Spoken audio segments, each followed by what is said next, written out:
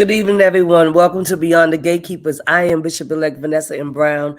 I'm your moderator for the evening, and we are so happy to be back after a 2-week hiatus. We hope that you are tuning in Facebook Live. We hope that you are tuning in Instagram. We hope that you are tuning in Twitter. We hope that you are tuning in YouTube and all the other social media platforms that we are on tonight, LinkedIn. We hope that you are tuning in. We are sharing. Make sure that you share the Facebook Live. We are very happy to be here. I want you all to begin to let us know where you are from.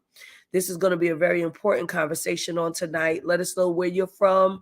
I see people already are coming through, and I want you all to continue to share and share and share so that people know that we're here for this conversation on tonight. Somebody you think needs to hear. And so we have West Seattle, Washington here with us on tonight. So happy that you're here. Miko Mo, always in the house. Namaste to you, beloved. McDonough, Georgia. We have Cheryl Robinson Moore, of course, always with us every week as well. St. Louis, Missouri is in the house. Stockton, California, Reginald Nichols. God bless you, Reginald. Thank you for being here. Baltimore is here. Faithful, Marlene C. McLaurin. Thank you so much for being here with us on tonight. Eric, thank you from San Diego. We're glad. Sterling from Accra, Ghana. Thank you, Sterling, for joining in with us tonight. Frederick C. Hayes, thank you. Atlanta, Georgia's here. Garner, North Carolina. Bobby Boast is in the house. Beverly Scott Hudson, Philly is here. Dave Tony, Jersey City is in the house. Thank you so much, Dave. Denver, Colorado is here. Memphis, Tennessee is in the house. We've got people from everywhere that's tuned in with us on tonight. We're so very, very happy. Keep sharing. Keep letting us know where you're from. We want to celebrate Atlanta, Georgia. Georgia, you've done good. Thank you so much for re-voting in Senator Raphael Warnock to the United States Senate for another 6 years. We are so happy about it. Bless you, Deacon Ryan. Bless you so much. Glad that you're here tonight. Yeah, Harlem is here. Michelle Mitchell, always representing. Come on through, everybody. Let us know. Ohio is in the house. Thank you so much for being here, Ohio. We're very, very glad to have you here on tonight. Yeah, let's go back to Georgia. Yeah, Georgia came through, y'all. I know it was a tight race, and we got to still discuss that. That's a whole nother conversation. We got to get the right people to have that conversation. But Georgia did come through. We say congratulations. We know he's got a praying mother. If any of you saw the video that's on my page, you see her quickening in the spirit. Come on here. Hallelujah. After he's announced, she dips down. Yes. I said, yes, mother. Give God praise. Chicago is in the house. Nate Tucker is here with us on tonight. We're so excited that you're here on tonight. We want some more people to gather in. We're sharing and we're letting folks know that we are here. Yes, mother was about to go in. All right. So wonderful. We know that he's got a praying mother, and we're so grateful for that. Atlanta, you sure did come through, and we hope that there's just victory parties all around. God bless you. Nashville, Tennessee is here with us on tonight. We're just so excited. We got a great, great conversation headed your way, and we want to make sure that we've got enough people in the room to get it started. YouTube, thank you for being here with us tonight. Marilyn Burrows, bless you. Herbert S. Jones, bless you, man. Boston, Massachusetts, glad you're here on tonight. Glad that you are here with us on tonight. I'm still looking to see. Oh, yes. Our dear brother L. Stanley Davis, bless you.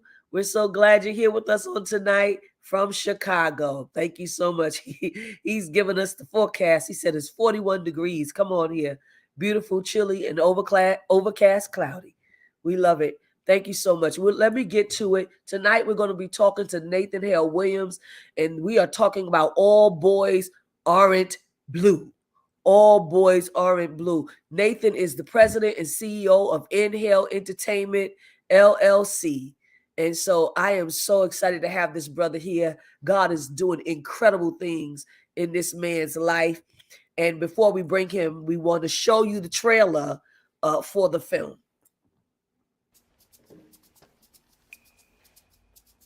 Now, I know you just had the baby, and Gregory said the baby's name's gonna be George. I was 5 years old when my teeth got kicked out. It was my first trauma. I always thought it was funny that my grandmother had 3 last names. To me and the other grandkids, she was simply Nanny. I was depressed at the start of second semester. I was having fun, but deep down inside, I hated myself. 2 others grabbed me by the arms and held me on the ground. I screamed for help as it was all I could do. I had a home because Nanny insured it. When Nanny wanted something done, it got done. I gave her the biggest smile I ever had since the day I lost it. Our chapter was established by a founder of the frat in 1907, making us one of the oldest chapters in Black Greek history. No amount of money, love, or support can protect you from a society intent on killing you for your blackness.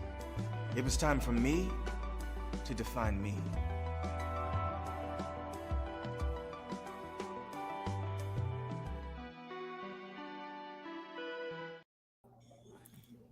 Thank you so much. Nathan, will you greet our social media platform audiences? Hello, everyone. I'm Nathan Hale Williams, Bishop-Elect Vanessa M. It's so good to see you. We were just talking offline that, we both lived in Harlem for a long, long time, and I'm just happy. Greetings from Hollywood, and I'm just happy to engage with the Beyond the Gatekeepers audience. I was smiling so hard because I haven't seen the trailer for that in a while. So that was good. It's incredible. Thank you so much. And we've got some of others that are coming in. They're with me pretty much every week. And we're so glad to have Bishop Carlton D. Pearson. He was away for a minute. He's an author, progressive spiritual teacher, and thought leader. And just so good to see his face. And let us greet him. And Bishop Pearson, will you greet our audience tonight as well? Hey, I just spilled a big tall glass of ice water on my desk. Ain't nothing but the devil. Oh no, I don't believe in him. I'm experiencing a brand new curiosity in the actual mindset of thinkers like Nathan Hale. I'm fascinated with his honesty, with his authenticity, with his personal courage to not only see and sense, but say what he believes. And it's going to be a very educational program. In fact, even if children are not allowed to read the book, every grandparent or parent should. It shouldn't be banned from intelligent people who want to really know the truth. So tonight's going to be probably one of the most practical conversations about same gender loving men, especially in the African-American community, those with inclinations toward eroticism and emotions and philosophy and spirituality within the Black male community. This is going to be a time of enlightenment. So I'm really looking forward to listening, learning, and expanding. Thank you, Bishop. Thank you so much. And certainly, we have Bishop Yvette Flunder. She's the presiding prelate of the Fellowship of Affirming Ministries and the senior pastor of City of Refuge United Church of Christ in Oakland, California. Bishop Flunder. Well, good evening, everyone. Good evening. It's just cold everywhere, isn't it? It's just, but it is my joy, first of all, to be in the company of Bishop Pearson. I haven't seen him for a little while. And we were just about to send the posse out after him. But thanks be to God. Hallelujah. Who giveth us the victory. Amen. It is so good to see you, honey. And you look great. Thank you for being with us this evening, Nathan. And thank you for lifting up the stories that really do need to be told. And you touched in such important categories and ways in which our folks have been in so many ways closeted. But, you know, I'm of the opinion that book burning never works. It has never worked historically, and it will not work now. In fact, all it does often is give people a greater desire to find out why are they burning these books. Amen. And thanks be to God for virtual access to some of the same things that we at one time had to hold in our hands in order to read. And so we are praying for you that Godspeed. I have seen the film. I have to say, I am deeply moved. I brought up myriad experiences that I have had in my life, being a pastor and justice person in the work in and around justice for the LGBTQI community and all communities that have been dispossessed and sidelined and pushed essentially with an effort to dismiss all of the contributions and all of the beauty and all of the power of those communities. I have seen that happen again and again, and I have also seen the hand of God come through and breakthrough over and over again. So thank you so much for the work that you've done. And thank you so much for the efforts and initiative and courage that it took. And watch and see that the last shall be first. Amen. And the first shall be last. It is the Lord's doing, and it is marvelous in our eyes. God bless. Yes, Bishop, you're right on it. I was just telling him earlier, this is just the beginning of something so great in Nathan's life and all of the work and the stuff that he's been trying to do. Nathan, you wrote this, you did this film, and it is based upon the memoir that George Johnson wrote. You take excerpts from that memoir and you produce this wonderful film that we all have and had the benefit of seeing. Tell me about your creative process as it came to you in terms of doing this book and how does it advance Black queer storytelling? Great. Well, thank you all again for having me. I am huge fans, and so I'm very honored to be here. And it is cold, even in LA. It's cold. I have on a sweater, and I'm still cold. So I'm with you, Bishop Flunder. But it's nothing but divine order about how, and this is how I've always told the story. I just had finished reading All Boys Aren't Blue, which is the memoir manifesto written by George Matthew Johnson. And I knew of them. And I said to myself, I have to figure out a way. This is in 2020, because of the pandemic, years are off. This is the end of 2020. So we were in the height of the pandemic. And so this was, a couple of weeks before Thanksgiving. And I said to myself, I have to figure out how to track them down to tell them how much their story and their sharing resonated with me. And almost like clockwork, because we know how divine intervention goes. Maybe a day later, it might have been 2 days later, I got a call from a longtime partner of mine, Amara Kennedy from the AIDS Healthcare Foundation, saying that they were on a speakerphone with a three-way with George Matthew Johnson, and if I had heard of this book, All Boys Aren't Blue. And I said, well, I literally was just saying to just no one, but just to the universe, I want to get in touch with George to tell them how much the book resonated with me. And then 1 day later, Amara and George called me and asked me to do something with the book for National Black HIV/AIDS Awareness Day, African American Awareness Day in February. And what they had in mind was basically like a reading of the book.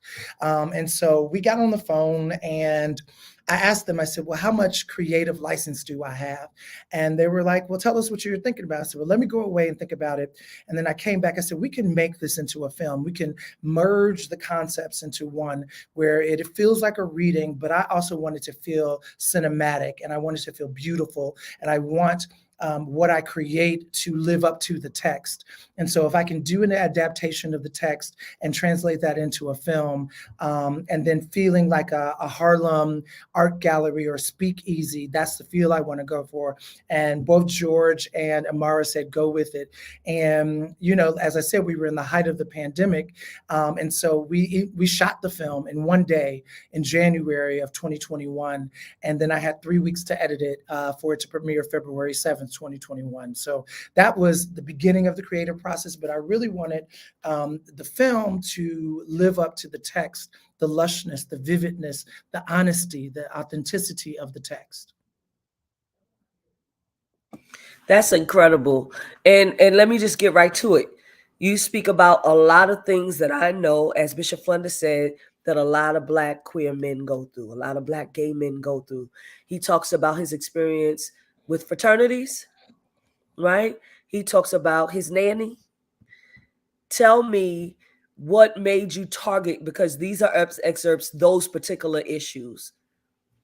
I think that, when we were talking about which chapters we would highlight and illuminate in the film, I think it was just these chapters were the ones that show the natural progression of George's life. It takes in pivotal moments in George's life. So when they were 5 years old, they were coming home and they got in a fight with their cousins, and He gets jumped. Yes. Yeah, they got jumped, and in the process of the fight, George's teeth got knocked out, and it took away their smile, and they didn't smile for a very, very long time because of this self-consciousness. But it was also wrapped in the queerness. It was also wrapped in these feelings of inadequacy and these feelings that they were having at the time that they could not, they felt that they could not articulate. And so I love that beginning. And then the center story is, the relationship with their nanny, their grandmother. And I called my nanny, my father's mother, Nanny, as well. And so that resonated with me. And everyone, growing up queer, Black and queer, particularly Black and brown and queer in America, you hopefully have that one person, that's like their nanny that says, you be who you are. It's okay. We want more of that. And then the third chapter that we selected was when they went to college. And like George, I pledged a fraternity, and it was really seeking masculinity. It was really seeking validation. We know that the Black Greek organizations hold such high esteem in our community, particularly with the fraternities and men. And so that resonated with me too. But it takes us across a span of their life that I thought gave a great section, a great slice of their life and their journey. And so that's how we chose those chapters. Bishop Flunder, can you add to the conversation? He talked about George being 5 years old, being jumped, and his tooth being kicked out, and he wouldn't smile. Mm-hmm. Childhood trauma, and the importance of secrecy, and the way in which I believe not only society, but sometimes the family too. I think I was particularly moved by the way in which the family reacted, told him to run home, and go get in the shelter, essentially, of the family.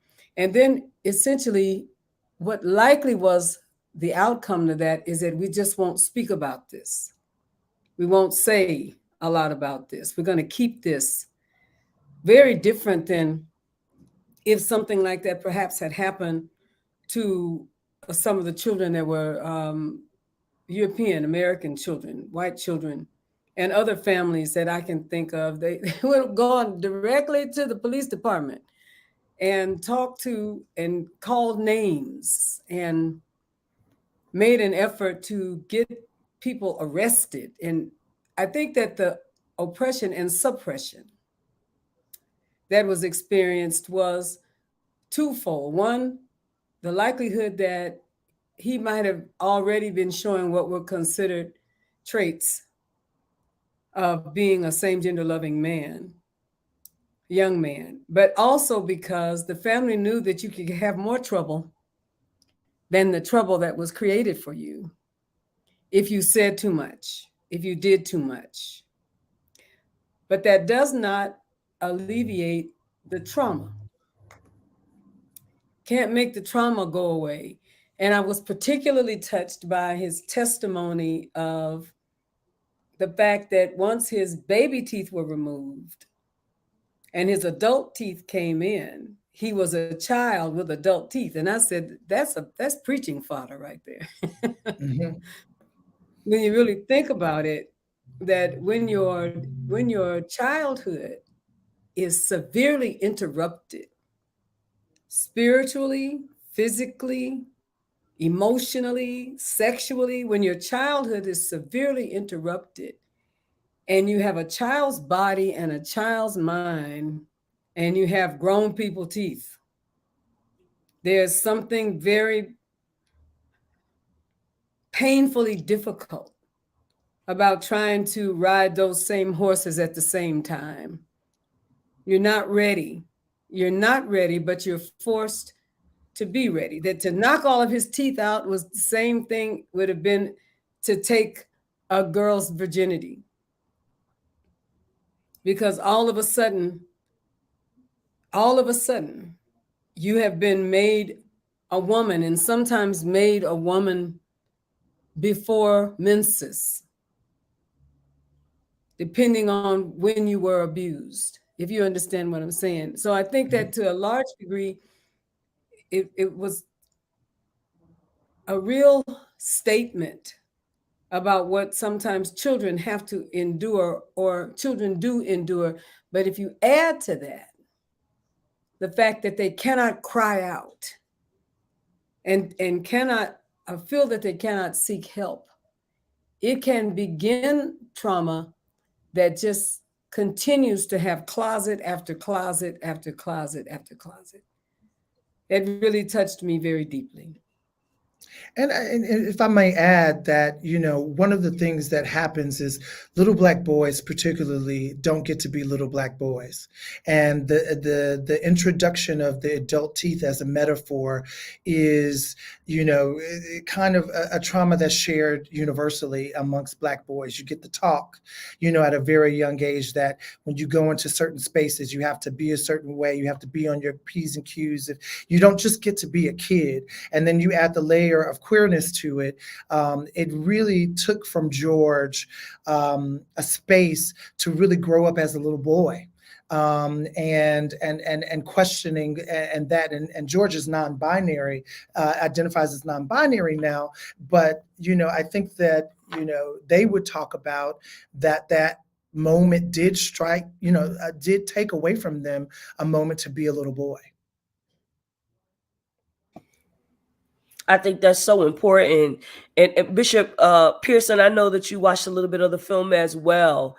Talk about, if you can, what you saw in terms of him being a young black man and this incident happening to him as well. Because I believe that this also shaped who he became, in terms of his future and who he was going to be, right? Mm-hmm. I think I understood the assailants to be cousins. Is that correct? No, they were actually white young boys that they knew in the neighborhood. His cousins were with him, and they were defending. They were the ones that fighting for him. So the guys who assaulted him were white. I didn't get that. I just watched it tonight because I got it at the last minute. What I find interesting, among many things, is that being black is not something you can hide. Our blackness or our colorness is conspicuous.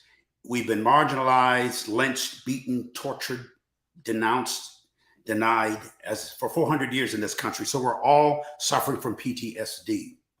To be a black gay man adds a whole nother, has to add, because I'm 70 years old, but it's a little bit more common for you to hear of children or others being gay in any race. But you're forced up until now to hide it so that you, even from other black people, that's a whole interesting aspect of it. The pastors, the churches, sometimes the parents or cousins will not allow it. It would not accept it.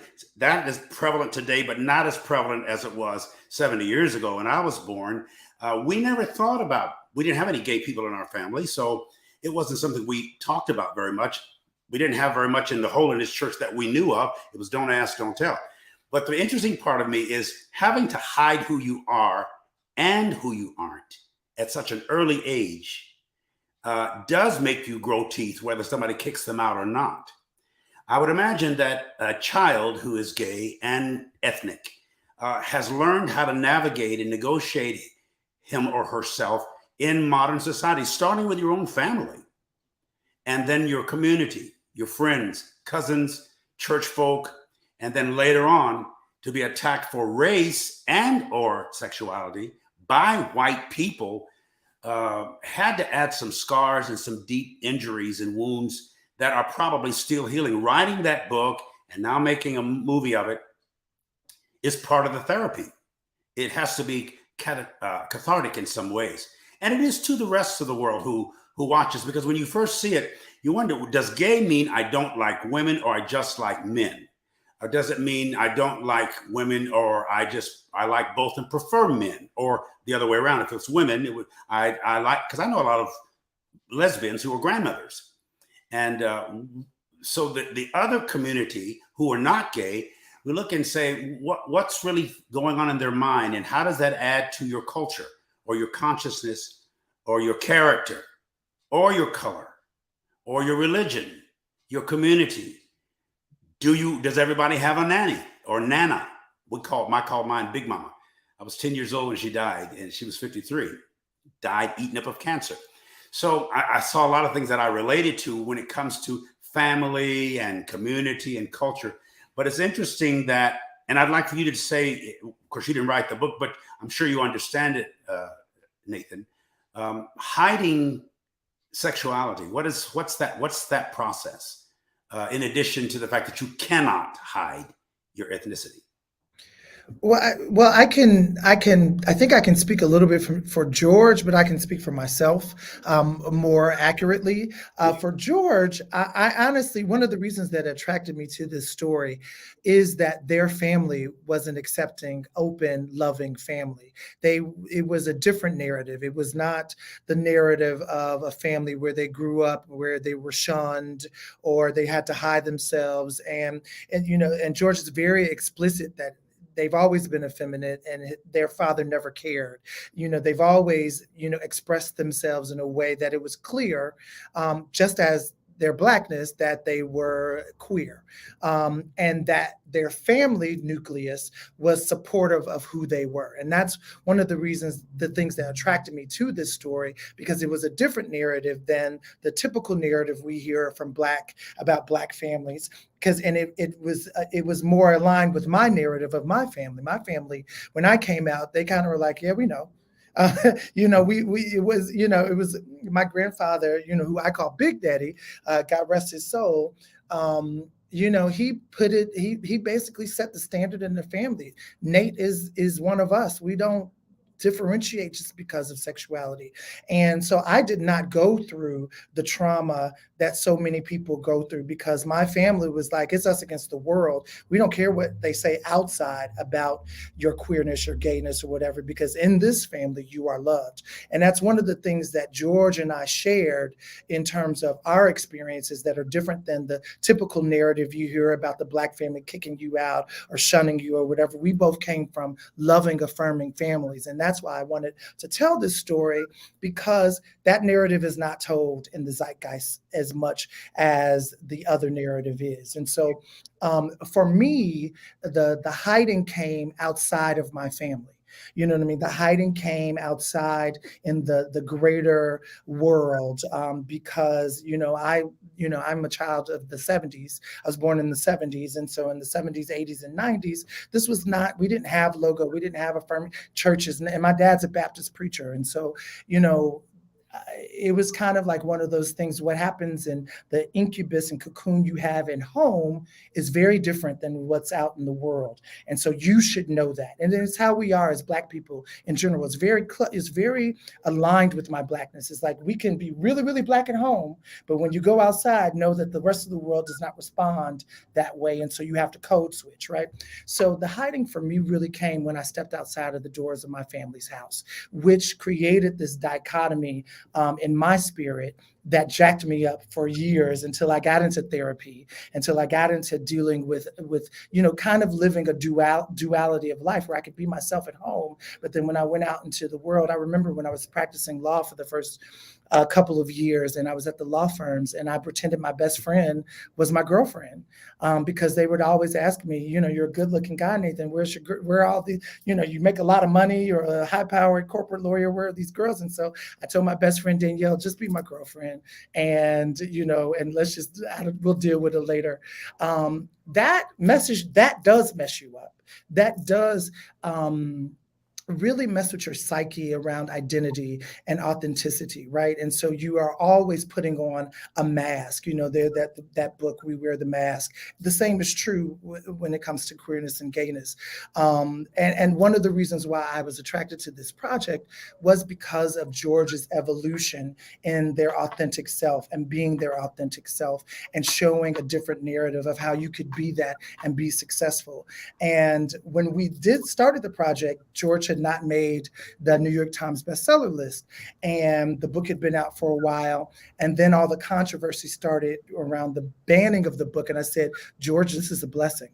I said, it's going to have the inverse effect of what they are intending, and it's going to illuminate your book, and people who are supportive, which is more people than the people that are trying to ban your book, are going to lift the book up. And they made the New York Times bestseller list a whole year after the book came out because they tried to ban it. How old were you when you came out, Nathan? So it was a rolling come out. My family has always known. My mother is, one of those black mamas. She said she always knew. I officially came out to my mother when I was 17. And then I came out again because I wasn't really quite ready to deal with that whole conversation. I came out to my family as a whole when I was 27. But, like I said, my family was like, we were just waiting for you to be comfortable. And, but I never was told to talk differently. I was never told to walk differently. I was never told boys don't do this, but, girls, I never was taught any of that because the entire time my family knew what was up, And so the coming out was more for me than it was for them. Gotcha. Would you have had more shame if they had more shame, or did you wrestle with shame at all? I did wrestle with shame, but it was because of the greater society and not my family. My mother made the decision, even though she was the first lady of the church, to not go to my father's church because she did not agree with a lot of the doctrine. And I think that, and she tells me now that one of the primary reasons is because she knew that I was gay. And so we went to a United Methodist church where it was a much more affirming, and she had grown up United Methodist. And so can you imagine how controversial that is, that a pastor's wife does not go to his church, because that's the kind of woman my mama is. And so my mom and my family took very good care to protect me in the cocoon of our life, right? It wasn't until I went into the greater society that I started feeling like there was something wrong with me, where someone said, why do you talk like a girl? Why do you walk like that? Why are you in dance class? And, I was one of those kids that was in dance class and played hockey and played baseball. And I did it all, but it wasn't until the greater society started questioning me that I started feeling any kind of shame. It didn't happen in my family, thank God. Your dad was cool. He never expressed any shame or. Yeah, well, he did, but I was a teenager by then. And so he actually told me, he said, if I found out you were gay, I'd just shoot you. And so thank you, Reverend Williams. But by then, my mother was such a force that she wasn't here for it. You know what I mean? And my parents were divorced. My parents got a divorce when I was 11. So we weren't in the same household when that happened. And then when my mother found out, I don't know what she said to him, but he never said anything like that to me again. Wow. Listen, she told him a couple of things. Okay. I can hear it in my mind. Yeah. Nothing she would have said in church. Listen, that's all right. She had to, though. She would have. I was just talking to a young white gay person in church on Sunday who was of the Assemblies of God. And I had preached in that church when he was a boy, but he was 15 when he came out to his pastor. And his pastor listened to him and prayed with him. And then on Sunday, I preached against homosexuality using that terminology. And at the end, had the young man to come forward and confess his sins, and then kicked him out of he was 15. They kicked him out of the church. The church, he said, turned their back and they escorted him out. He didn't seem bitter or anything. He didn't even seem broken. But I didn't get to talk to him very long, so I'm going to talk further to pick his brain out what that experience and how the church, because we're talking about a pastor and another woman of God that took you to another church. Was that a black UMC? Yes. Okay, but then not a lot of those, but I understand, and they're usually a little bit more progressive. But the kid somehow survived, because he's 27 now, I think. Is what he told me Sunday. He has somehow survived it. He was with a couple of one of the pastors of our church is gay, and he and his husband, they were together, and they were all talking and laughing after church, and I had preached. And I'm just curious that he sustained that kind of rejection. Where in your life did you experience that kind of, other than what your dad said, public or religious rejection, and what kind of scars might it have inflicted on you? I say this to everyone. It is a radical act for me to be me, because I am. The minute I step outside of my house, every fiber, every part, every space of my being is under attack. Under attack. Whether it be my blackness, my black maleness, which is different than my blackness, or my queerness, and then you mix them all up. Then you can feel literally under siege every day. But it has made me resilient, persistent, and durable. So in terms of like a one particular moment, it happens every day. There is somebody saying something about some aspect of my identity every day. Every day in the world. And with social media, it's one reason why I got off of Twitter, because I just felt always under attack, various, aspects of my identity. So to pinpoint one thing is difficult because it's an ongoing thing. But thankfully, again, like George, I have this amazing, wonderful family. And that's why I talk about my family so much, because I want to model out there in the world that this exists, that Black families there are loving, affirming, accepting, uplifting Black families out there, and that there is a different narrative than families that are shunning their family members. Because I think we do hear enough and a lot of the other version of the narrative, and that's why I'm screaming to the lungs that my family is that way, George's family is that way, and I know there's thousands, if not millions of more families that are that way. Beautiful. That's beautiful. It's so funny that you said that, because somebody just put in, Bishop Bonnie Radden just put in, and I remember this story. Actually, the mother used to reach out to me, a young Black brother, 14 years old, Giovanni Melton, and he was gay. His father said he'd rather have a dead son than a gay son, and he killed him. He shot and killed him. The father was on house arrest for 5 years before his trial, and 2 weeks ago, he was sentenced to 24 years to life in prison. What? I didn't hear. And that's referenced in the film. Delon's chapter, the opening chapter, talks about, that we don't mention him by name, but we talk about, we mention that, he'd rather have a dead son than a gay son. Yep. And unfortunately, that's the prevailing narrative, which is why Dr. King says, you don't, or is it Nelson Mandela, hate can't drive out hate, only love can do that. And so that's why I scream to the top of my lungs, a different love narrative, because we've heard that, and I want people to know that it is possible. Was that a white boy? No, he's Giovanni is Black. Yep. Giovanni's Black. Okay. Yep. Was his daddy religious man, or was it? I don't really know. Most of the rejection comes from the fundamentalist evangelical Christian, not the less evangelical or unevangelical, non-fundamentalist. But fundamentalist Christians are the ones that, if they're messing with you every day, Nathan, how many of them, you wouldn't know necessarily, but I suppose most of these people are stuck in the religious mindset that will never accept what the Bible in their interpretation calls an abomination. It's an omen of your greatness, really. That's what the omen is, right in the middle of abomination. It's an omen of your specialness, of your uniqueness, of your spirituality. Like you're almost like some kind of a shaman. I can't wait to read your book someday, because you're brilliant. But the religious people. I've got 5. They're on Amazon. You can get them anytime. Oh, there you go. 5 books? Yep. Yes. Name them. Well, it'll take too much time, but they're all on Amazon under my name, Nathan Hale Williams. Give me a name of one. Ladies Who Lunch and Love, The Girl's Best Friend, Inspiration Profiles of Black Women Changing Our World, What You Don't Know Is Hurting You, 4 Keys to a Phenomenal Career, and then True Diversity, Going Beyond the Pie Graph. I'm gonna have to learn how to read. They're audiobooks too, so.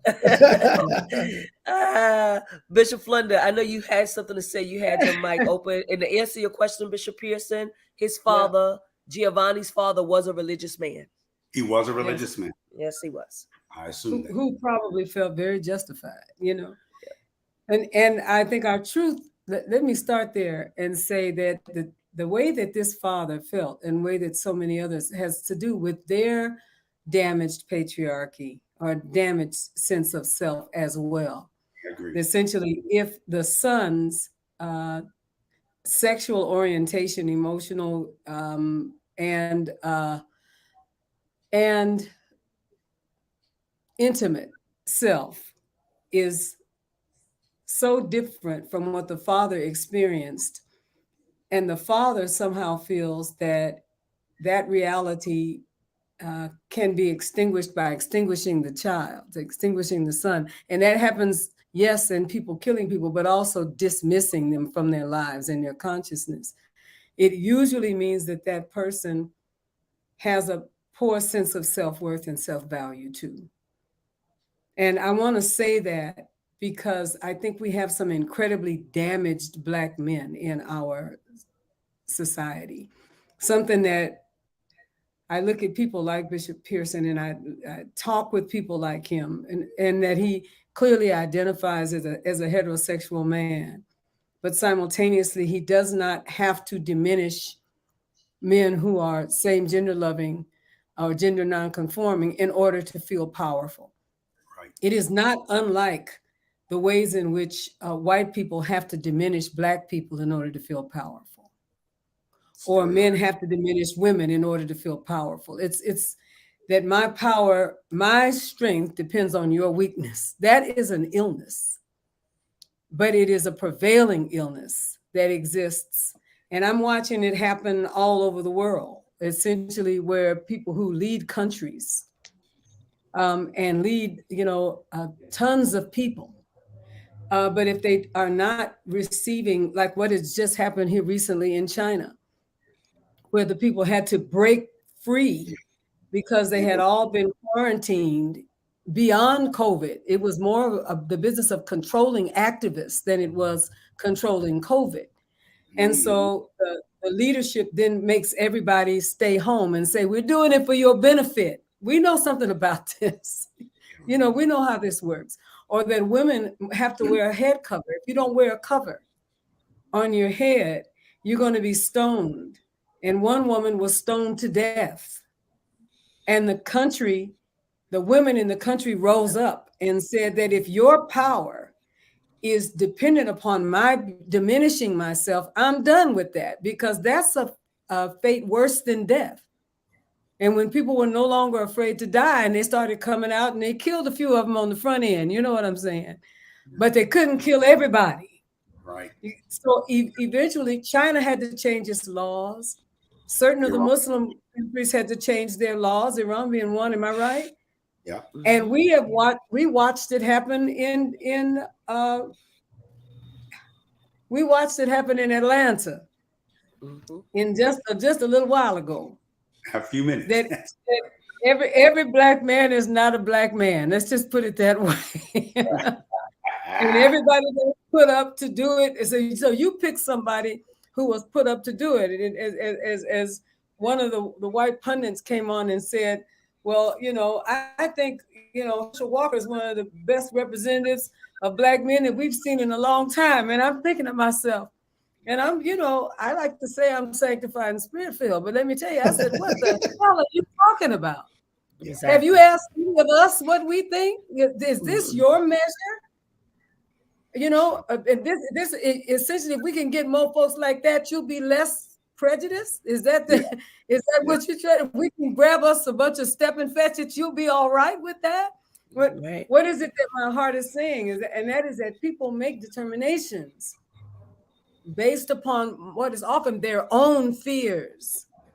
And I'd like to just lift up just one other reality around that. When I watched the very intimate and truth-telling story that Lizzo did for her life, when she told her story, so powerful. She's a girl like I'm a Kojic girl. She was raised in the same denomination that I was raised in Texas. Yep. I didn't know that.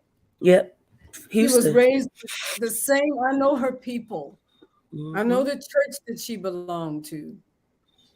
And I also understand her pain, because there's a sameness in this thing that the four of us in this conversation know something about.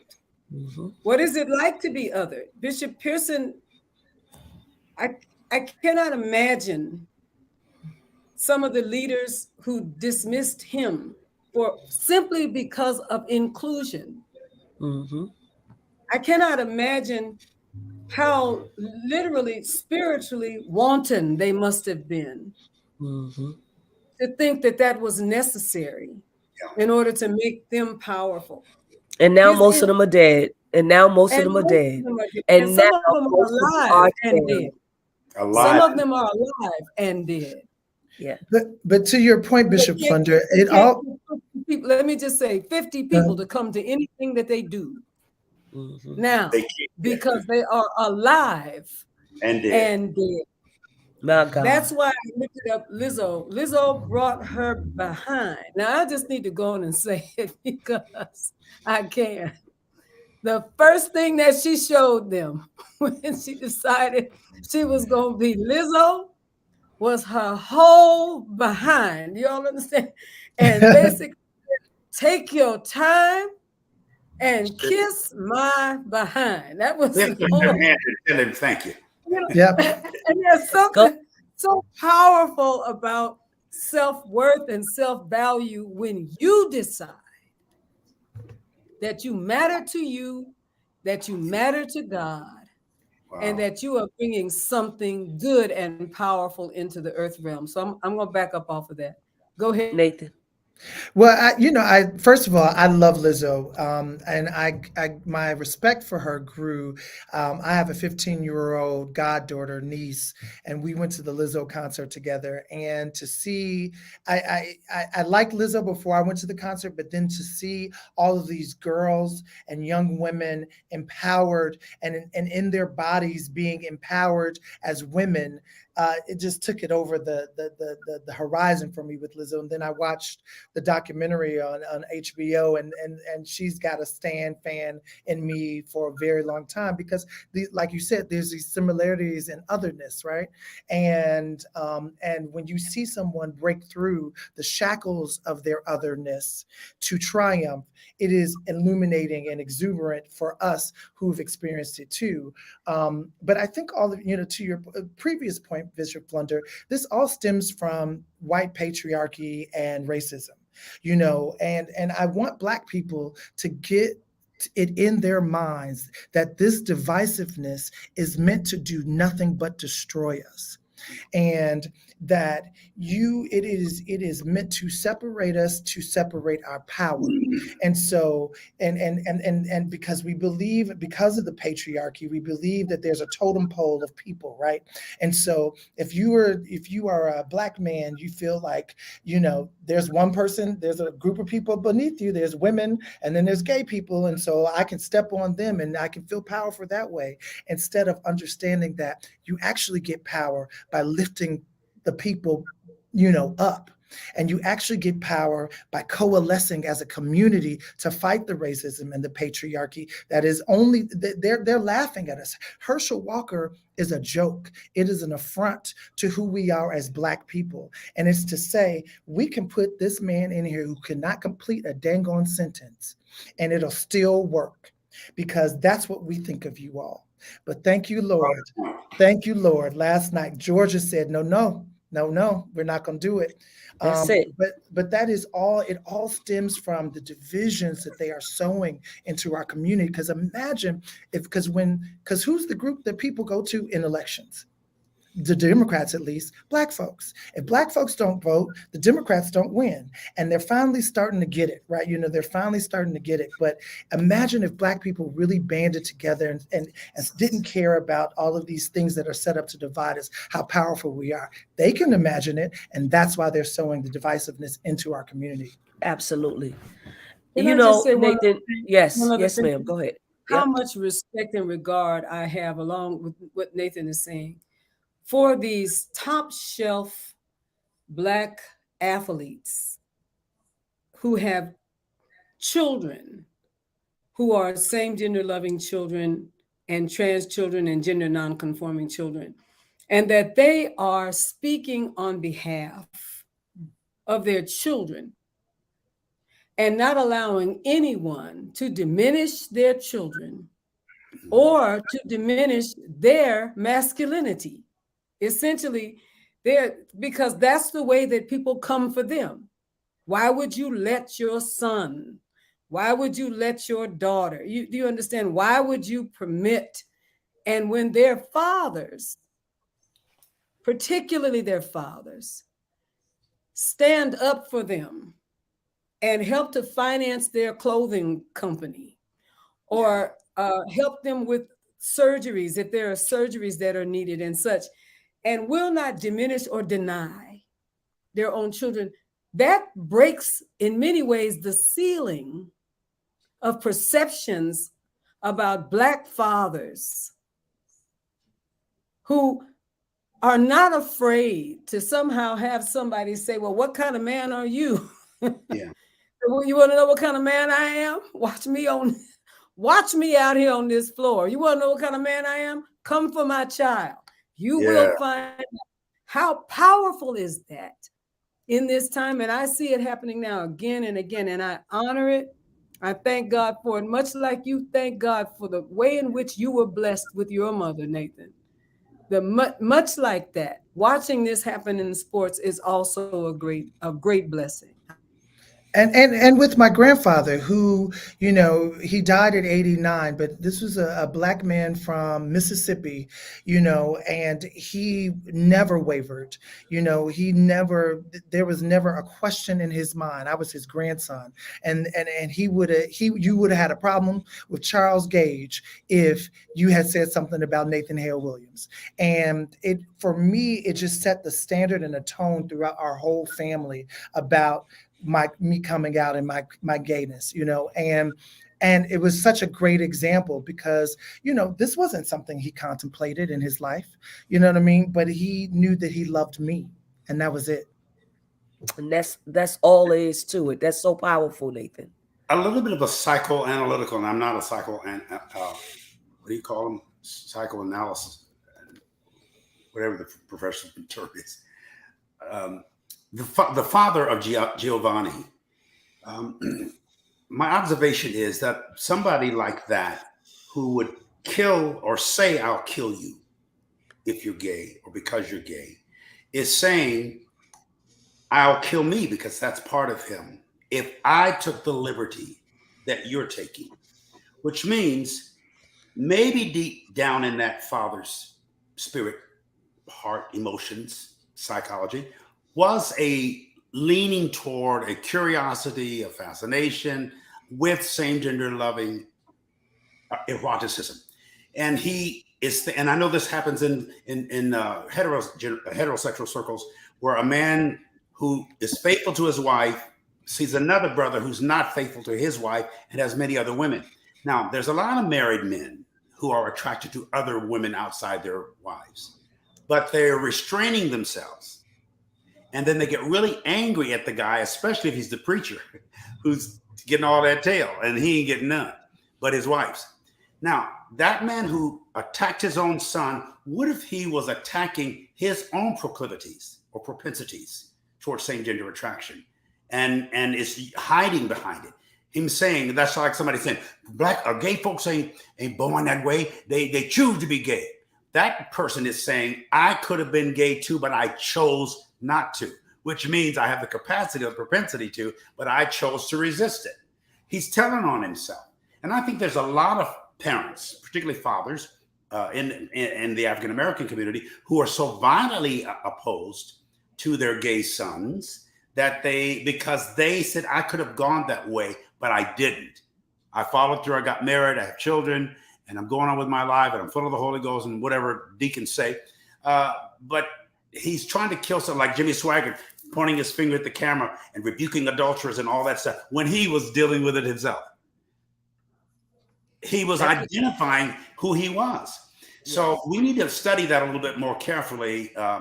And what happens to this man now if he goes to prison? What were those? He is going to prison. He's going to prison for 24 years. He's sentenced already. He is. He's going on his way. Well, he's going to experience a lot of things. Yeah. Nathan is going to have to leave us. But Nathan, I know you got a heart out. I want to say this really quickly. You are intentional in connecting Black women and Black queer men in your narratives. Is that because of the relationship you have with your mom? Well, Black women are the superstars of my life. My mother, my grandmother, my aunties, my friends, and that is not to negate the importance of Black men have had in my life. I've had amazing role models, but there is a special relationship between Black women and Black queer people that means something to me as a storyteller, and that I want to illuminate. And it goes beyond the stereotypical your hairdresser or whatever, but just there's a bond that I like to illuminate because it means so much to me. Black women have made the difference in my trajectory of success along the way. And for the longest time, I wrote a column for Essence magazine called "The Girl's Best Friend," where I illuminated that very special relationship. But I also know that, and this to be the truth, that as Black women go, so does the Black community, and so I think that as we move those conversations along, I think the community will come along. I think that a lot of times you will find, and this could be a whole nother 2-hour discussion, that Black men are reacting to what they think Black women are going to react to. And so, their proximity to gayness or whatever, they don't want to be misconstrued as gay, even though they may not have a problem with it, right? And so, but that's so much for me to unpack there. But I think that relationship in terms of moving the conversation in our community along is important. So that's why I illuminate it in my work. But I also think that the Black community has to deal with homophobia head on. We got to do it because it's one of our Achilles heels that it doesn't have to be, because we are present in your families, we're present in your churches, we are present everywhere. And guess what? We're not going anywhere, whether you say gay or not. We're going to still be here, And so either we deal with it as a community and get this monkey off of our back, this homophobic monkey off of our back, and rise up as a community, or we're going to still deal with the same issues that we consistently deal with and under the foot of the white patriarchy and racism. And I believe that we are stronger than that. And I believe that there's so many more of us that want to see us progress to the point where the entire community is banded together and moving forward. Good. Thank you so much, Nathan. Love you. Listen, love you so everybody, much. please make sure you rent the film on Amazon. You can rent the film on Amazon so you can see it. If you want to buy the book is by George Matthew Johnson. You can purchase the book as well. Thank you so much, Nathan. I love you. And I love you God all. bless you. I love this conversation. Have me back anytime. I will, indeed. Okay. Thank you. Blessings to you. We think you're going to turn out to be something. Yeah, he is. He's doing some great, he told me before he got on, he's doing some great work in Hollywood, and we're going to see his name more with some really, really great people. Great. And so I'm definitely proud. But you asked a very good question, Bishop Pearson, as it related to the young man Giovanni. That father was a religious man who killed his own son, that perhaps he was dealing with his own stuff. Yes. And that could be very well the situation, as it is in many, many Black men's lives. There is this secrecy, there's this hiding. We talked about it earlier. And I know Bishop Flunder could say more because she's had many people to counsel and to know and to be in relationship with, that are existing now, that are still going through some of these things of secrecy and hiding and self-loathing and internalized homophobia and all of these things. And particularly among the brothers that I have known and know who can move easily in a heterosexual environment. Essentially, the more machismo that their external gives, the more that the dance can happen, if you understand what I'm saying. That there are some people that walk past you and you say, gay. Instantaneously, right? But there are others that you would be trying to figure it out all the time, because the role that they have in the LGBTQI community is not really much different than the role that they have in the straight community, because they see themselves as tops and not bottoms. They see themselves as the masculine of a masculine-feminine relationship. So it happens, just a difference in anatomy It's not so much a difference in patriarchy. It remains, and such a reality exists and really exists in positions of leadership, a lot of times in the church in particular. And that's the reason why the closet can exist the way that it does, because there is no real visible difference between people who are in that place, in that role, and as we say, pass. Well, you heard when Nathan said his father said to him, as a Baptist preacher, a pastor of a church in Chicago, yes, he told his own son, yes, if I find out that you're gay, I'm going to kill you. yes. And his mother was like, I'm not having any of this. And she took her boy and got on up out of there. To a United Methodist Church. She divorced his ass and moved on. Yes. And went on. Because you are not. But this is the thing. Like, but again, Black women, right? Because like we're not having this. You're not gonna beat up on me, my son. You're not gonna threaten us. We're not gonna do that. And you could just keep going. What you doing? Preach whatever you're gonna preach, but you're not gonna do it to my son. Wow. To my daughter. But how weak and how broken is that? And families that we know of, that Bishop Pearson walked with, these families that had an out son. And when I say out, I don't mean coming out. I mean who was an outlier. Somebody that they did not receive. And exactly. And we thought, we never even knew there was another child in some of those families. For all of the reasons that we are talking about right now, for all of the reasons, it is like when somebody white got with somebody Black and had a mulatto baby somewhere, and the family just wouldn't have anything to do with that one with the curly nappy hair, and the sort of cafe au lait in their skin color. Nobody would have anything to do, as though it would bring the family down for those realities. And we've got to, the brother said it, and if we don't get anything else that we're saying here tonight, we are not going to win if we don't get together. That's it. And some of the greatest talent and ability in the Black community still exists in some of the people who are the most ostracized.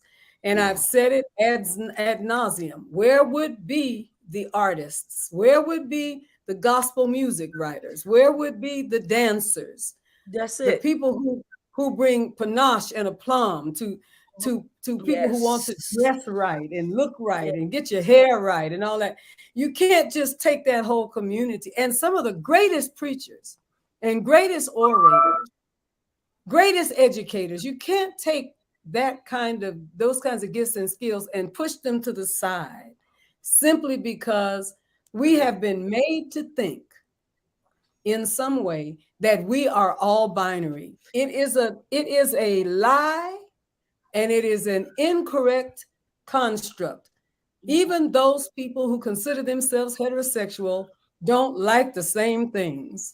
That's right.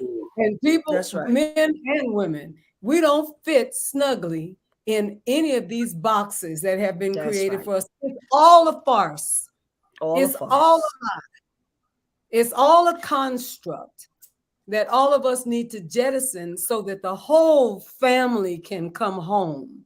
The whole family. Yes. The other thing that you said, Bishop Flunder, and that Nathan said about his mother, I need everybody to hear this if you don't get anything else. She took her son. She did not like the doctrine of that church. Yeah. Let me say that again. She did not like the doctrine of that church because it would have done something to her son. True. She got her son and she left that church and went to another church. You can do that too. Yeah. You can get up from that church that you are in that's beating up on your son, your daughter, or on you, and you can leave. And somebody said it's not that easy. Yes, you can. She went to a United Methodist church. Guess what? United Methodist church has split. Over that. And today, I think I might have posted 420 something churches in Texas have left the United Methodist organization. Because they're for or against? Because they are against. They split. Of course they split. Horrible. That's just the beginning. The churches will split before it's over. Of course they will. Sure. And then a lot of us will become new United Methodists. Yeah, that's true. And my feeling about it is if you got to buy Felicia. Yeah. 439 Texas churches split from United Methodist Church as slow motion schism continues. Because the United happen. Church is open toward same gender relationships. That's the issue. Because the United Methodist Church consecrated a Black, openly gay man as bishop.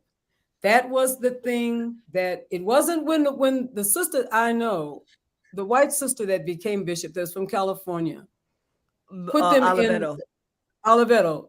They put them in conversation.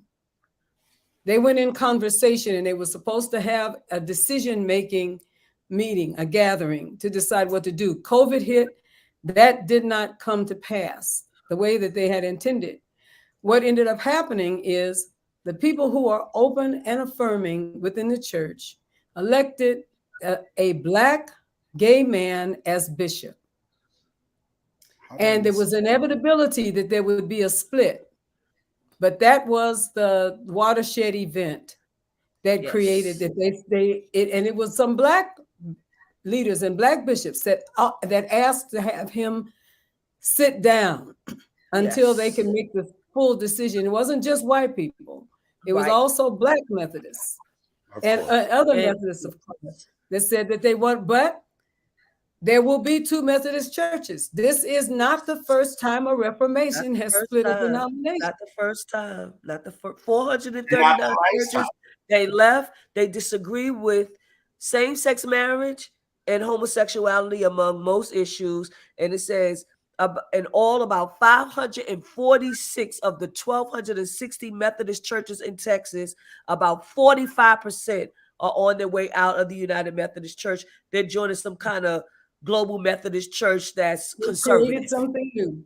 That's exactly, and it embraced it. That teaching has been embraced by many of the African Methodist churches. I mean, on the continent of Africa, particularly the ones who receive funding from the church that are big steeple churches. But that is a reformation. It is. You know, and at the same time, it saddens me. I think it is glorious. Yeah, I think so too. Let them go. They've done it over I know women. that they're going to take their money, they're going to take their buildings, but let them go. Well, So they've They've done it over gay people. They can go, but they will not grow. I'll tell you, because this is not the season. What you saw January 6th, all this rebellion and I often say there's a difference in Christian whiteness and Christian witness. This whole this Christian nationalism, the church has so exposed itself and almost deposed itself from being a major relevant influence in the culture anymore. So Bishop Flunder and Bishop Pearson, someone is saying that the split is because of the African delegates from Africa who feel that homosexuality is a demonic situation. They are still waiting to vote on this issue because COVID stopped the vote. Africa is causing this split. Let me say that the African churches, let me tell you again what a brother said to me one day when I was at a meeting of conservatives. I got invited on an accident. And I was at a meeting of conservatives and we were talking about what we believed. We were really talking about it. And the brother said, really, sister, he said, sister, I understand. He said, but they dig wells. I'll never forget what he said to me. Essentially, one of the ways that a lot of our people, see, same gender loving people on the continent of Africa from country to country have existed just like they have in every other quarter of the world. Nothing about this is new. This has been a part of human society as much as growing hair and toenails is a part of human society. But he was saying to me, almost all of those churches are people who depend, I need to say it again, people who depend on what comes from those large steeple churches in the United States.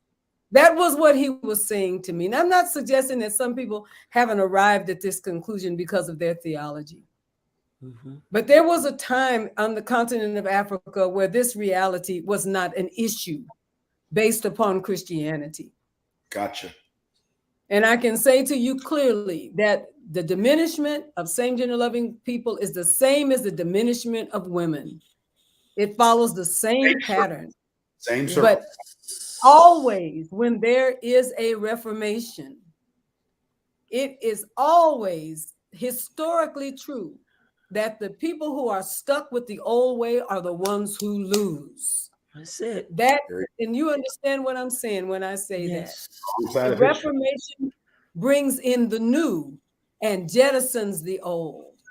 That is where we are. We are in a full-on Reformation. And I would say to my African brothers and sisters and brothers who are African American, who are trying to hold on to things that I know that the Spirit of God in them is telling them to release. That's it. You're in the same place where the slaveholders were. They knew it was wrong. Come on. They knew it was wrong. And they split their own church then because they were determined to keep slavery in the South. They were determined. They were mostly Methodists and Baptists. And they still lost. And the same thing just happened in Georgia. Yes. Reformation. What made Warnock? We're talking about not a whole lot of percentage points, but that's right. That's what I'm going to say. And we do need to talk about how come it was so close, right? Exactly. It's all of these reasons that we're talking about right now. White supremacy, homosexuality, abortion, all of these things that we're talking about right now in this conversation are some of the same reasons that race was so close. Never would I have ever imagined. I am grateful that he won, but we have to talk about why it was so close. Weak and fearful patriarchy. Yes. If I could make 17,000 zillion Carlton Pearsons, I wouldn't have nothing to worry about. I could just make me some hot water cornbread and some watermelon and sit down. Weak, fearful patriarchy. Sisters and brothers, siblings who are listening to us today. I love a great man. I love a strong man. I love a great woman. I love a strong woman, a person who doesn't identify as either. But don't get strong on my demise. That's right. Don't try to be big. Don't try to increase yourself by diminishing me. Right. That because you can't win like that. You cannot win becoming something great at someone else's expense. That's right. That is not God's way. That is not the way of the kingdom of God. And that is what always fails over and over again. And that's why we have book bannings. And so the book tonight that we're talking about, All Boys Aren't Blue, like banned, right? And so you've got people trying to, it did what Nathan said it was going to do. It turned it on its head. You ban this book, all it's going to do is make people want, well, what the hell is in this book that I want that's written? I need to see, right? Even if it's just curiosity, more people bought this book until he became the New York Times number one bestseller for a whole year. A black gay man, or now he's not gay, he's non-binary, but a black non-binary man. It's like telling your children, don't you put your hand in that cookie jar. They're going to do it. I know it. I promise you they'll do it. Or don't touch the stove. Don't touch that stove. The bigger picture is these people are reading the handwriting on the wall that they have been weighed in the balance, found wanting, and there's a Ichabod over them. The glory has departed. The church has lost glory. It's imploding. And they know that Donald Trump attacked Biden long before Biden even announced about running. He had an intuition that told him Biden would unseat him. The people who went to DC on the 6th of January, they know their days are numbered. And they're saying, I'm down without a fight. They know that we got all these first-time openly gay congresswomen and congressmen, and they're freaked out. All these black leaders that are articulate like Warnock and Sharp and knows what he's doing and is bipartisan. They're freaked out by all of that. And Trump Absolutely. has unleashed something. He lost by 3 million in the first election against Hillary. He lost by 7 million against Biden. But these people, his base, are mostly white evangelicals. The other Yes. who are less conservative are moving away from him. The man is a thug and a loser, and he's a criminal, and the whole world is singing, and yet the church folk are still hanging on because they're racist bigots. And he says the things that they think and feel, and they like that. But they've exposed their butts. And now they think that God will do the will of them. You know, like we say, we're supposed to do the will of God. What they have decided is that God's responsibility is to do the will of them. Yes. Right? Bishop Flunder and Bishop Pearson, somebody posted 238 reasons that we should not, that Donald Trump was bad for us. Oh, I saw it today. 200. Did you see that 238 reasons? Every single one is accurate. From the first thing to the last thing. Read a few.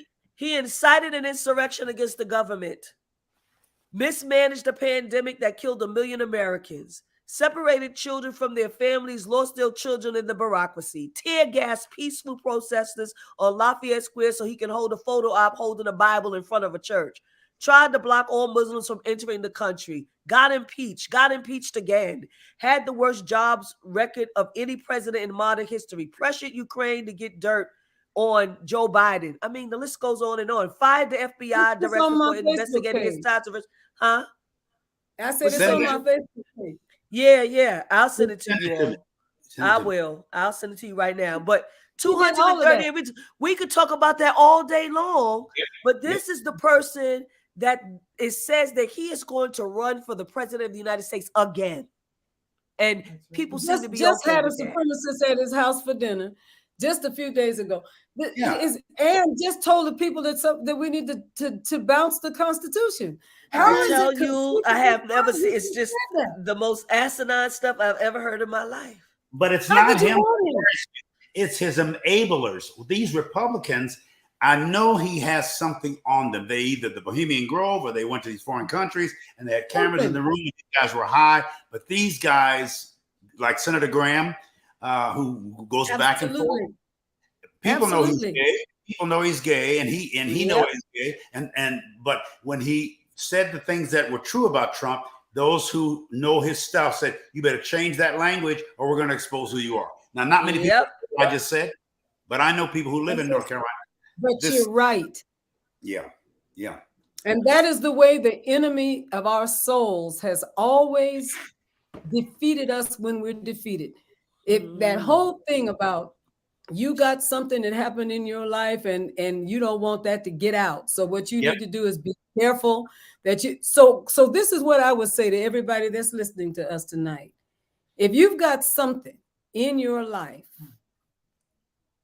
that is of such that you don't want people to ever know about it, and people continue to box you in because of it, tell on yourself. Tell on yourself. Yep. Control the narrative. You control the narrative. Tell on your, that's it, Sue. That's it right there. I shared it with you all as well, but we got it here. I mean, this list is rich. It's enough for a conviction as far as I'm concerned. If they can't convict the man on this, listen. How do you run for president with all that? Come on now. Again. How in the world how do you even have a I'm gonna run for president party?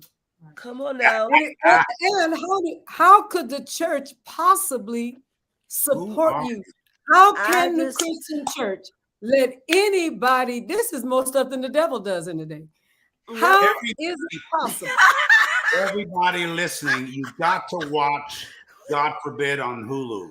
It is the Jerry Falwell pool boy story. Yes. And it shows it it's so detailed how Trump manipulated fundamentalist leadership to lie, and the hypocrisy within the church. Absolutely. It's astounding. You have to see it. If y'all haven't seen it, Bishop Flunder, you have to see it. And you got to tell other people. I mean, the list is All the fans. 238. Are y'all looking at the list? Are the people? I need y'all. Somebody say go Lizzo on them. Yeah, Lord. I Let's gotta just learn be more honest. about Lizzo. I didn't know she was Kojic. I gotta learn more about her. Yeah, you got to watch a documentary. It's What? it's really incredible. It's so On good. what? It's on Hulu. What's it called? Oh, called let me Lizzo, tell you I right think. now. But Hold on. I think it is but called you Lizzo, but let me. should And you it know means what, Bishop Flunder? There's a young woman who interviewed, you know her, because I think she spoke to you very early on. But anyway, she did an interview with Pastor Pam Williams out of Philadelphia. yeah, Anyway, she is the producer of this film. A young Of girl Lizzo. from Harlem. Yes. Oh wow. Yep. Well, she's She is got the quite a producer. story. She She's does. just, and the way that she fought back, she in some ways fought back against suicide Yes. because the reality of her self-hatred was deep. It was very deep. And it amazes me. It amazes me. But anyway, It's I called hope Watch Out for the Big. It's called Watch Out for the Big Girls. there we go. Watch out for the big girls. That's what So it's called. she's this new large singer actor that's really popular. Is that Lizzo? Yeah, Yeah, big girl. absolutely. Yep, big Those are girl. hits and all that stuff. She's Huh? Lizzo. She got a lot of And hits. her She's got a- moniker is her own behind. Yep. Watch out for the big girl. I know I'm going to Yes, enjoy forget it. this. Oh, you documentary. gonna enjoy. Yes. She's great. She's amazing. Yes. It's just And- her story she is just- real. Watch out for the big girl. Yes. Watch out for the big girls. Watch out for the big girls. I just think it just the fact that self-love of her body Yes. by I knew you were itself talking about. speaks Wow. volumes to me, you know. Oh, And she's yeah. just And Bishop, you play first chair clarinet. You know, Lizzo is a classically Yes. trained flautist. Oh, and she Isn't is that great? so But good. she When I just saw rips her, it. Is she great? She's great. I said, girl, She blow is. that thing. And she picks it up and goes, you know, you can tell she's extremely gifted on Yes. so And many levels. Nika Onoora is the director of it. You've met her before, Bishop Flunder. Yes. She's a young girl from Harlem, I know who and you're she was talking doing about. stuff around LGBT issues, Right. and she right. interviewed a few people, and so she got this. She won an Emmy Award. She won an Yes. Emmy Award. Yes. And I have watched Lizzo tell her story for quite some time now on the specials, her series, you know. And what really got me, I think it was on Hulu, but what really got me in her series, because it was multi-parts, her series, was she was bringing in other women who were heavy, who were Yes. considered big girls, Yes. and seeding into their self-esteem. That's right. And building them until they became her big girl dancers. That's right. Which I think is just absolutely incredible. Powerful. Bishop Oh, Pearson, yes. what is the name of the Jerry Falwell film you want the people to watch? God forbid. 2 words. God forbid. It's called, On Hulu. Dawn, if you hear me, it's called God Forbid. Send that to me as a text. Okay. The pool boy himself narrates it. So he tells everything. I love it. This Yes. is so good. That's astounding. And I know it's all true too. But it exposes and indicts the whole fundamentalist movement that followed Trump, and how he blackmailed Falwell after finding his stuff through Cohen, who also is on there, and brought the church in under the hypocrisy and the lies and And that's the way so many of us are held in prison, because of something that happened. Yeah. And we do not want anybody to tell it. I'm going to say it That's again. I know. Tell your own truth and get Truth. out of that jail. Wow. Tell your own truth. Yes, ma'am. Hear this, folks. And get yourself free from other people's power over your life. Somebody is going to tell it anyway. Somewhere along, in fact, they've told different ones already. So you may as well tell your own truth. Yeah. Uh-huh. It is If the you truth. don't, somebody else will. That listen, okay? That's the way that thing works. Yeah. What a great night. And it's a lot of An this. incredible night. A lot of this is going to come out over the next 2 years within the Republican Party and other political office. The hypocrites, even in the church world, Yes. you're about to see Absolutely. an amazing revelation and an exposure of church people who are living not just a double life, but who are hypocritically accusing other people while living Right. their life. Precisely. It's not what you're doing; it's what you're denouncing that other people do that Yes. exposes you. I think. You're I speaking agree. prophetically, Bishop. You're speaking prophetically. And I hope that our people hear this, that get out from under these bushels, get out from under this weight of responsibility and this feigned respectability. Good. What is it, Bishop? Feigned respectability. Feigned respectability. Yes. Yeah. Let's get free. It is for freedom that Christ has made us free. Yes. Be ma'am. not entangled again with the yoke of bondage. It is for freedom that Christ has made us free. I love you all tonight. Love you all. Thank you all so much for this great conversation. Want to thank our social media platform for joining us tonight. We'll be back on next week. We have a few commercials for you, a few advertisements for you. We ask that you stay till the end. Bishop Flunder, you have the first one.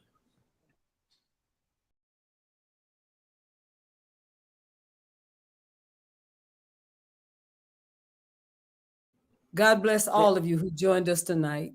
I pray that you have been liberated again and again and again. The truth really will make you free. We want to encourage you to support these broadcasts. You see that we are growing, that we are expanding, our reach is expanding.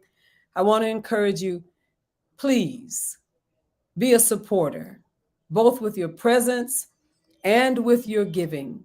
You can give to support Beyond the Gatekeepers via Cash App to $TFAM Annual, TFAMANNUAL, or to PayPal at www.paypal.me/TFAM Justice. Let's keep the light of truth shining everywhere that we can. That is my prayer. God bless you tonight.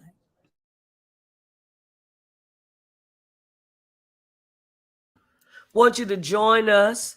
You just heard Bishop Flunder speak, and she is the presiding prelate of the Fellowship of Affirming Ministries. And we will have TFM Holy Convocation 2023. Our theme is miracles, signs, and wonders. We are going to be in Atlanta, Georgia, July 5th through July 9th. Registration is open. You can download the TFM app to find out about registration. I do know that early registration is $150. General registration will be $175 in July 1st. On-site registration is $200. And then there's daily registration for $65. And we have a plethora of events. We're going to be at the Sheraton Atlanta Hotel. We are grateful for that. That's already set. Wednesday is the appointment of Global Presbyteers. Thursday night is new ordination and new church affiliates. Friday night is a live recording. Saturday during the day is the Episcopal consecration. Saturday during the evening is the Founders Night, celebration and song. And Sunday morning is Holy Communion, an anointing and sending service. And so we are so grateful, and we want you to make sure that you register.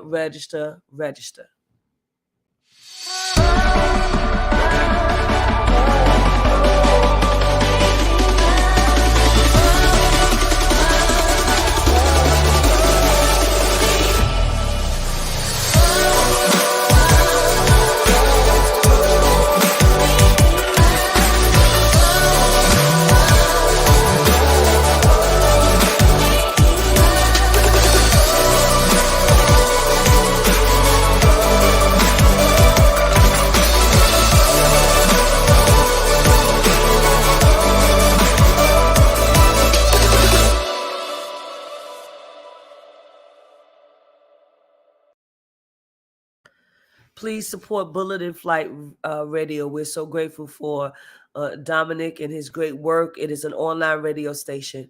If you want to advertise with Beyond the Gatekeepers, starting at $30 for 30 seconds, please email us at beyondthegatekeepershow@gmail.com. That's beyondthegatekeepershow@gmail.com. Thank you for joining us tonight. We appreciate your support. God bless you. Have a great evening.